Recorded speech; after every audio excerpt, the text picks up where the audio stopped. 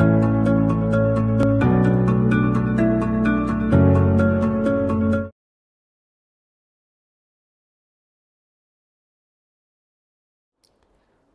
আমি ডক্টর কনিষ্ক সরকার, consultant clinical oncologist. আজকে আমি একটি ছোট্ট টপিক নিয়ে আপনাদের সাথে একটি ছোট ভিডিও ডিসকাস করব। সেটা হচ্ছে যে ক্যান্সার যাতে না হয় সেরকম কি কোনো ডায়েট আছে?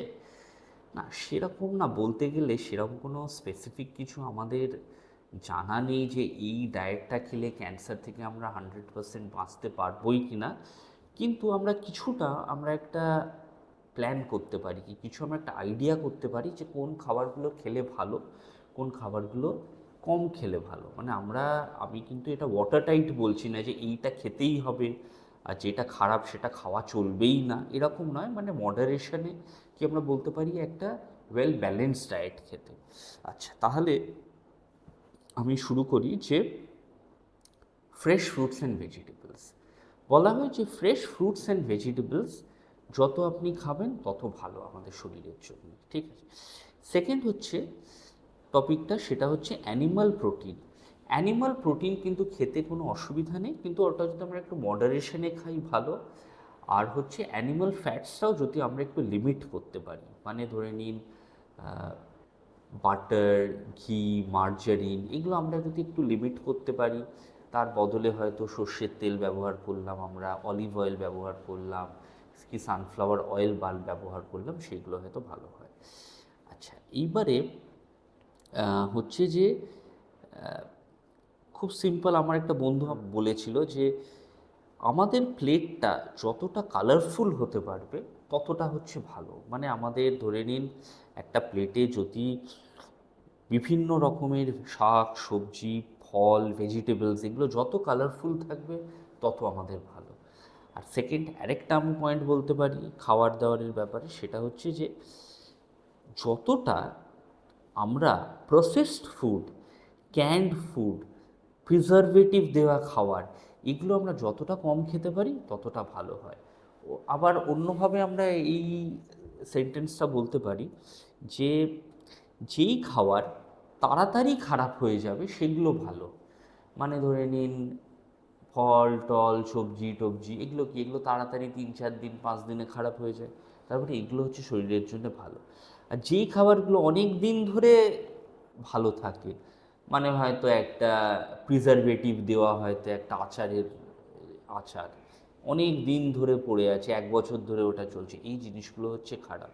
কি ধরেন ফ্রিজে রাখা খাবার অনেক দিন ধরে, 5 দিন 6 দিন 7 দিন ধরে রাখা থাকছে, এগুলো হচ্ছে খারাপ। কি ধরে নিন যে প্রসেসড ফুড আমরা বলি, মানে প্রসেসড ডেয়ারি প্রোডাক্ট, মানে ধরে নিন চিজ হয়ে গেল, কি ধরে নিন মলে পাওয়া যায় যে প্রসেসড দুধ, মানে সেই দুধ হয়তো 6 মাস 1 বছর ধরে ভালো থাকবে, এইগুলো হচ্ছে খারাপ। তাহলে ভালো হচ্ছে আমাদের যেগুলো unprocessed food, fresh fruits and vegetables. আবার বলে যে যেই ধরিন হোল গ্রেনস, মানে একটা এক্সাম্পল দিই যে আমাদের ব্রাউন ব্রেডটা হয়তো ভালো আর হোয়াইট ব্রেডটা হয়তো খারাপ। মানে হোয়াইট ব্রেডটা কী বলুন তো, এটা হচ্ছে রিফাইন্ড ফ্লাওয়ার দিয়ে করা হয়।